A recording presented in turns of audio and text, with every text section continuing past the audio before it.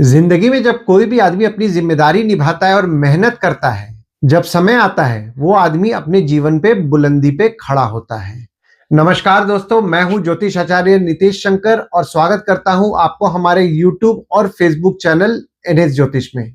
आज का ज्योतिष का कार्यक्रम कन्या लग्न यानी कि वर्गो एस्टेंडेंट के बारे में है, जो कि बहुत ही महत्वपूर्ण रहेगा। इस कार्यक्रम में हम लोग मार्च महीना में ग्रहों की स्थिति के बारे में जानेंगे कि आपके जीवन पे उसका क्या परिणाम मिल रहा है।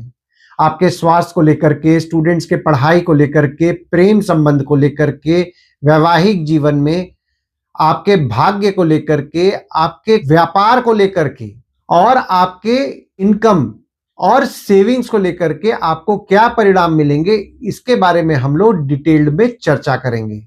यह कार्यक्रम जो है लग्न राशि के आधार पर आधारित है और अगर आप आपकी कुंडली का विश्लेषण कराना चाह रहे हैं तो नीचे दिए हुए नंबर पे आप हमसे संपर्क करके अपॉइंटमेंट बुक कर सकते हैं। और अगर आपने कन्या लग्न का फरवरी 2026 का मासिक फलादेश एवं उपाय नहीं देखा है तो ऊपर दिए हुए आई बटन पर क्लिक करें।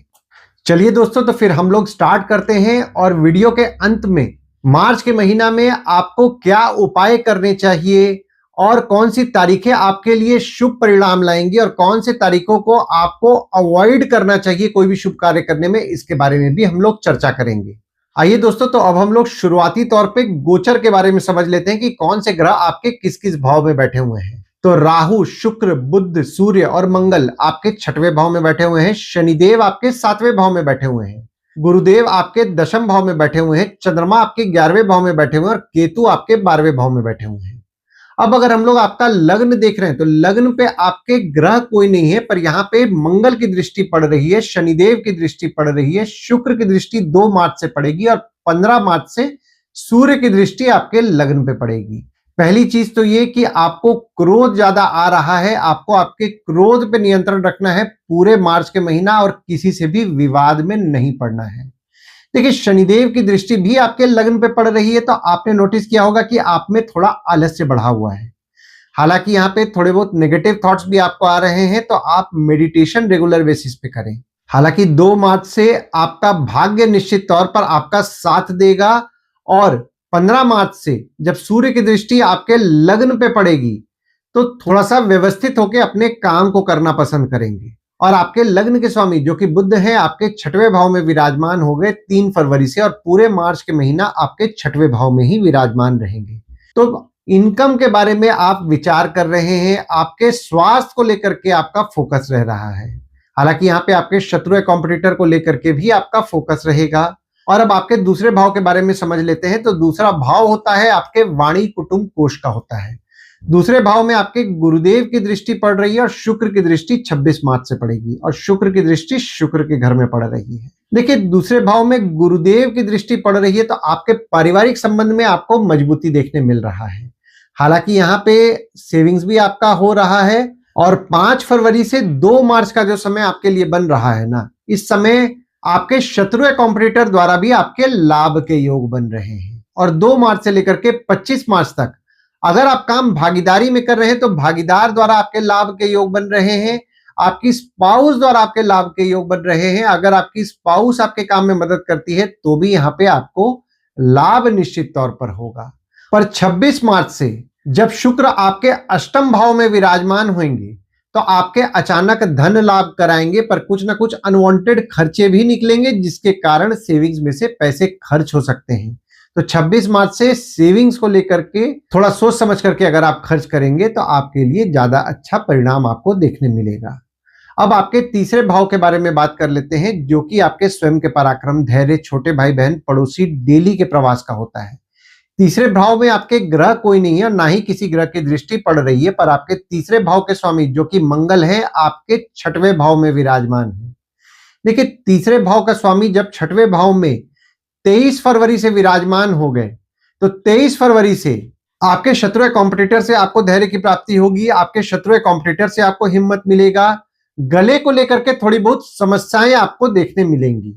और अब आपके चौथे भाव के बारे में बात कर लेते हैं, जो कि आपके सुख, घर, वाहन, माता का होता है।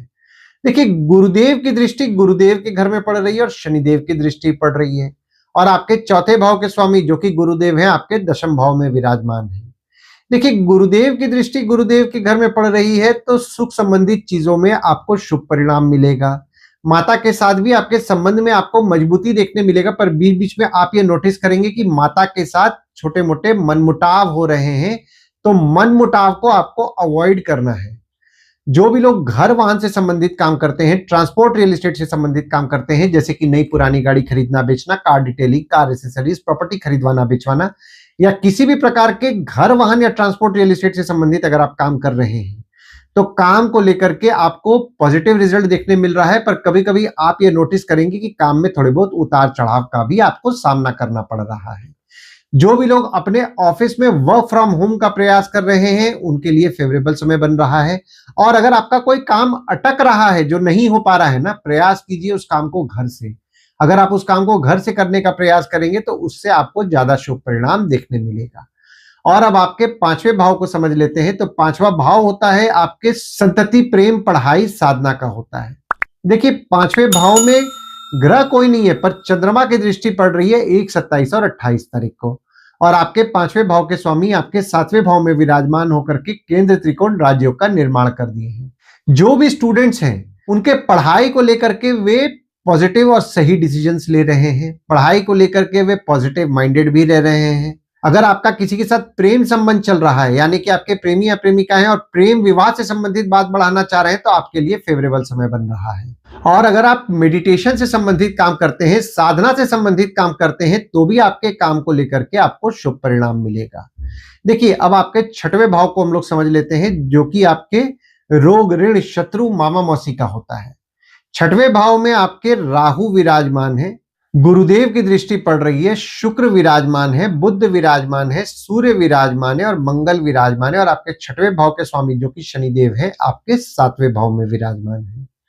देखिए, राहु छठवें भाव में विराजमान है तो आपके शत्रु कॉम्पिटिटर का आप निश्चित तौर पर नाश कर रहे हैं। हालांकि गुरुदेव की दृष्टि भी आपके छठवें भाव में पड़ रही है, तो आपके शत्रु कॉम्पिटिटर आप ये नोटिस कर रहे होंगे कि कभी कम हो रहे हैं, कभी बढ़ रहे हैं।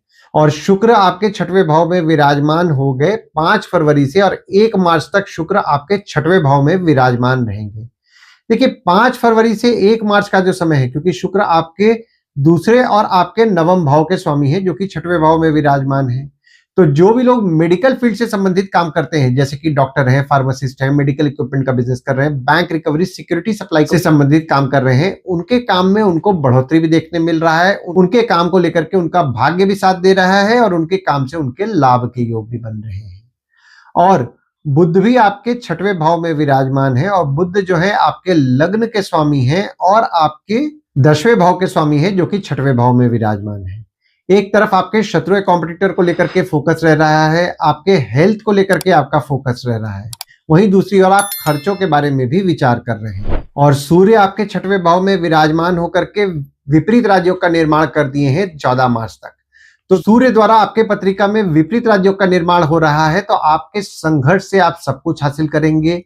अगर आपके शत्रु या कॉम्पिटिटर पे कुछ खर्च हो रहा है, तो खर्च जरूर कीजिएगा। जो खर्च आप करेंगे उसका आपको शुभ परिणाम ही देखने मिलेगा। और अगर कोई कोर्ट कचहरी का भी मामला चल रहा है, तो उसमें भी अगर आप कुछ खर्च कर रहे हैं, तो आपको शुभ परिणाम निश्चित तौर पर देखने मिलेगा। और मंगल आपके छठवें भाव में विराजमान है, तो यहाँ पे आपके शत्रु कॉम्पिटिटर स्वभाव में थोड़ा एग्रेसिव रहेंगे, विवाद करने का प्रयास करेंगे, तो विवाद से बचिएगा। विवाद को अवॉइड करना है और किसी भी किस्म के विवाद में नहीं पड़ना है। हालांकि मंगल द्वारा भी आपके पत्रिका में विपरीत राजयोग का निर्माण हो रहा है 23 फरवरी से, तो 23 फरवरी से आपके शत्रु कॉम्पिटिटर का आप निश्चित तौर पर नाश करेंगे। कोई छोटी मोटी बीमारी हो रही है, उसमें भी कुछ आपको सुधार ही देखने मिलेगा। और अब आपके 7वें भाव के बारे में बात कर लेते हैं, जो कि आपके स्पाउस, भागीदार का होता है। 7वें भाव में आपके शनिदेव विराजमान है, शुक्र 2 मार्च को विराजमान होंगे और सूर्य 15 मार्च को विराजमान होंगे। और आपके 7वें भाव के स्वामी जो कि गुरुदेव हैं, आपके 10वें भाव में विराजमान है। देखिए, शनिदेव आपके 7वें भाव में विराजमान है, तो आपकी स्पाउस हो गए या फिर आपके भागीदार हो गए, क्योंकि 7वां भाव आपके स्पाउस और भागीदार दोनों का होता है, तो उनसे किसी भी किस्म के विवाद को अवॉइड करिएगा। हालांकि शुक्र जब 2 मार्च से लेकर के 25 मार्च तक आपके 7वें भाव में विराजमान होंगे, तो आपकी स्पाउस द्वारा अचानक धन लाभ के योग बन रहे हैं। भागीदारी में काम कर रहे हैं, भागीदार द्वारा आपके अचानक धन लाभ के योग बन रहे हैं। और ये जो समय आपका बन रहा है ना, 2 मार्च से लेकर के 25 मार्च का समय, आपके स्पाउस या भागीदार आपके लिए अच्छे सलाहकार रहेंगे, क्योंकि शुक्र द्वारा आपके पत्रिका में केंद्र त्रिकोण राजयोग का निर्माण हो रहा है। तो आपकी स्पाउस का अगर आपके काम में मदद ले रहे हैं या फिर भागीदार का आपके काम में मदद ले रहे हैं, जो भी काम में आपको दिक्कतें आ रही हैं उनका मदद अगर आप लेंगे तो आपको शुभ परिणाम निश्चित तौर पर देखने मिलेगा। और सूर्य जब 15 मार्च को आपके 7वें भाव में विराजमान होंगे तो आपकी स्पाउस को लेकर के कुछ ना कुछ खर्चे बढ़ेंगे। भागीदारी में काम कर रहे हैं, भागीदार को लेकर के कुछ ना कुछ खर्चे बढ़ेंगे और आपके स्पाउस या भागीदार थोड़े खर्चीले भी रहने वाले हैं। देखिए, ये जो समय बन रहा है ना, आप आपके स्पाउस या भागीदार के साथ कोई विदेश यात्रा बहुत दिन से जो प्लान कर रहे हैं और नहीं हो पा रहा है, तो 15 मार्च से आपके लिए फेवरेबल समय बन रहा है। और अब आपके 8वें भाव के बारे में बात कर लेते हैं, जो कि आपके आयु, जीवन, मृत्यु, अचानक धन लाभ, ससुराल का होता है। शुक्र जब 26 मार्च को आपके 8वें भाव में विराजमान होंगे तो जो भी लोग जमीन से नीचे से संबंधित काम कर रहे हैं, जैसे माइनिंग हो गया, रिसर्च हो गया, या किसी भी प्रकार के जमीन से नीचे से संबंधित काम कर रहे हैं, ऑकल्ट संबंधित काम कर रहे हैं, उनके काम से उनके लाभ के योग बन रहे हैं। पर जो भी लोग जमीन से संबंधित काम नहीं कर रहे हैं या माइनिंग से संबंधित काम नहीं कर रहे हैं, उनको उनके खर्चों पे कंट्रोल करना है, क्योंकि ये जो समय बन रहा है उनके खर्चे कुछ ना कुछ बढ़ने वाले हैं। हालांकि यहाँ पे देखिए, आपके 8वें भाव के स्वामी जो कि मंगल हैं, आपके 6वें भाव में विराजमान होकर के विपरीत राज्यों का निर्माण किए हुए हैं, तो आपके शत्रु कॉम्पिटिटर का आप निश्चित तौर पर नाश भी कर रहे हैं। और अब आपके 9वें भाव के बारे में बात कर लेते हैं, जो कि आपके भाग्य, धर्म, जीजा, साली, साला, छोटे भाई के स्पाउस का होता है। 9वें भाव में आपके शनिदेव की दृष्टि पड़ रही है और मंगल की दृष्टि पड़ रही है। देखिए, पहली चीज तो ये, आपका भाग्य कभी साथ दे रहा है, कभी नहीं साथ दे रहा है। यानी कि भाग्य जिस समय आप एक्सपेक्ट कर रहे हैं उस समय नहीं साथ दे रहा है, थोड़ा डिले होगा, पर आपका भाग्य निश्चित तौर पर आपका साथ देगा। हालांकि 2 मार्च से 25 मार्च का जो समय है, आपके भाग्य में जो आप थोड़ी बहुत जो डिले महसूस कर रहे थे उसमें आपको सुधार भी देखने मिलेगा। और 9वां भाव जो होता है वो होता है आपके जीजा, साली, साला, छोटे भाई के स्पाउस का भी होता है। देखिए, 9वें भाव में शनि मंगल दोनों की दृष्टि पड़ रही है, तो आपके जीजा, साली, साला, छोटे भाई के स्पाउस हो गए, उनसे छोटे मोटे विवाद और मनमुटाव दोनों होने की संभावनाएं बन रही हैं। विवाद और मनमुटाव से बचें। और आपके 10वें भाव के बारे में बात करें, जो कि आपके काम का होता है, बॉस का होता है, पिता का होता है। 10वें भाव में आपके गुरुदेव विराजमान है, तो काम को लेकर के निश्चित तौर पर आपको शुभ फल की प्राप्ति करा रहे हैं। आपके काम में आपको बढ़ोतरी देखने मिल रहा है। जो भी लोग जॉब कर रहे हैं, जॉब में नए नए अपॉर्चुनिटीज उन्हें मिल रहे हैं। जो भी लोग व्यापार करते हैं, व्यापार में नए नए अपॉर्चुनिटीज उनको देखने मिल रहे हैं। तो काम को लेकर के आपको मार्च के महीना में निश्चित तौर पर शुभ परिणाम मिल रहा है। बस एक चीज का आपको ध्यान देना है, यहाँ पे बॉस हो गए, पिता हो गए, उनसे छोटे मोटे मतभेद होने की संभावनाएं बन रही हैं, तो मतभेद से बचिएगा। आपके 11वें भाव के बारे में बात कर ले, जो कि आपके आय यानी कि इनकम, दोस्त, पहचान के लोग, कम्युनिकेशन, बड़े भाई बहन का होता है। 11वें भाव में जब चंद्रमा 1, 27 और 28 तारीख को विराजमान रहेंगे तो बहुत ही शुभ योग का निर्माण कर रहे हैं। कोई कम्युनिकेशन द्वारा काम करने का प्रयास कर रहे हैं, पहचान के लोगों के द्वारा काम करने का प्रयास कर रहे हैं, दोस्तों द्वारा काम करने का प्रयास कर रहे हैं। अपने प्रयास को बढ़ाएं, क्योंकि ये दिन खासकर 1, 27 और 28 तारीख को अगर आप प्रयास कर रहे हैं अपने काम को लेकर के, तो आपको निश्चित तौर पर शुभ परिणाम मिलेगा। और ये समय जो आपका बन रहा है ना, 1, 27 और 28 तारीख को, आपके काम में कुछ ना कुछ आप नया भी सीखेंगे। और अब आपके 12वें भाव के बारे में बात कर लेते हैं, जो कि आपके खर्च, जेल, फॉरेन, हॉस्पिटल, मोक्ष का होता है। 12वें भाव में आपके केतु विराजमान है और मंगल की दृष्टि पड़ रही है। देखिए, पहली चीज तो ये कि आप खर्चों का हिसाब नहीं रख पा रहे हैं। खर्चे हो रहे हैं, पर हिसाब रखने की जब बात आ रही है तो खर्चों का हिसाब आप नहीं रख पा रहे हैं।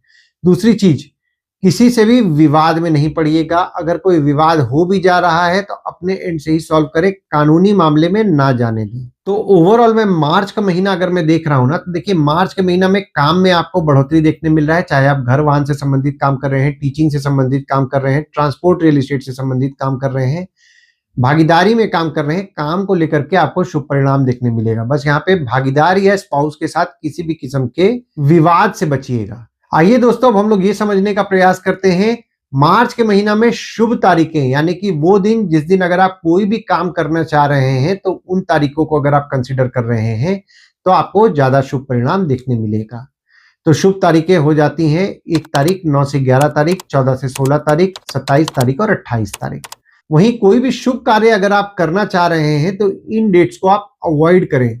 तो डेट्स हो जाते हैं 2 तारीख, 3 तारीख, 17 तारीख, 18 तारीख, 21 तारीख, 22 तारीख, 29 से 31 तारीख।